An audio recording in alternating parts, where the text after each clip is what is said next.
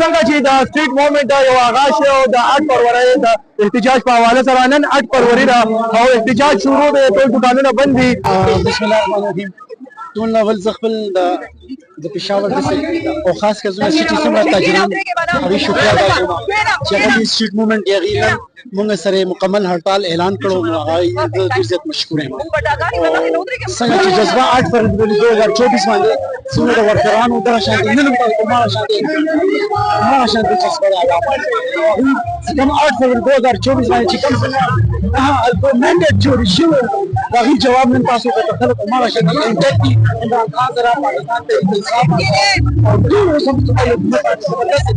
ته रहमान रहीम।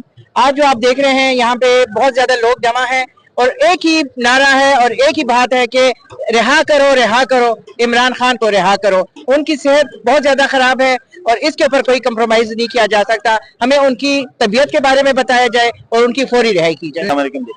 बात इस तरह की आज ये एहतजाज है, आपने खुद देख लिया, हम लोग इस नगरी में खड़े हैं। पेशावर का सबसे मसरूफ तरीन बाजार है और मुकम्मल तौर पर यहाँ पे जगह बंद है।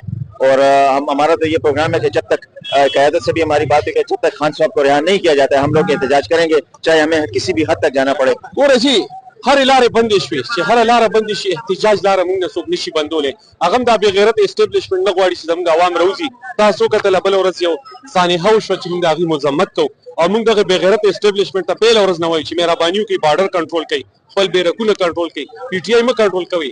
عمران خان د خلکو ړونو کې دی، کله چې د ړونو نه ووتو بیا به خبرې کوو. اوس که تاسو یو 30 ترمیمه نوره مو کوي که نه د خلکو د زړونو نه د عمران خان مینه تاسو نشي ویستلی. مینډیټ جو چوری ہے مینډیټ جو یہ دیکھو یہ ہے، یہ اس کی تصویر ہے، یہ کسی پشاور تھا، اس نے مینڈیٹ جو 43 جیلی بنایا 8 فروری کی رات اور یہ ساتھی اس کے آرو ہے، یہ دونوں کی تصویریں تو انہوں نے سارا مینڈیٹ چوری کیا پشاور کی 9 سیٹیں انہوں نے عوام کے مینڈیٹ پہ ڈاکہ ڈالا.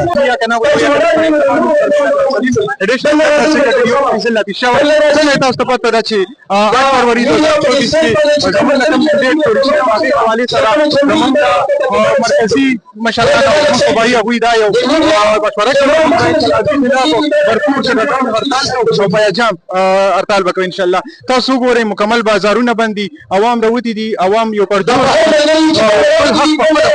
ان شاء الله. دا کم هړتال چې دا کم شټډاون هړتال دی کې زمونږ دا امید ده ان شاء الله چې عوام به نورم راوځي. عمران خان تر کومه نه راوته موږ هم باندې احتجاج کوو ان شاء الله تعالی. یاره موږ خو د مینا خان په دې په قیادت کې راغلي وو او تاسو دا جلوس هم کتل خیر سره. زه خپل دانی د انسټیټیوټ بي سیلم نائب صدر یم او ریمولا زموږ صدر دی او جنرال سیکریټري زموږ عبدالغفور صاحب دی او ان شاء الله موږ مکمل د عمران خان په دغه کې رهایی کې موږ مکمل دغه شو ان شاء الله. موږ د مشرانو ته ټول ته سویل چې سره چې ناری مو وخی د دې چوک ناره وخی د دې چوک ته ان شاء الله یا هار یا بار یا موت یا رهایی. تاسو ته پته یا د پېښور کسانو ته او تاسو د ټول مورا خان صاحب لپاره چې کومه جذبه اعلان کوي دا د خاص چې څنګه منډیټ جوړ شوی دا یې باندې کې د خاص آزادي په اړه کې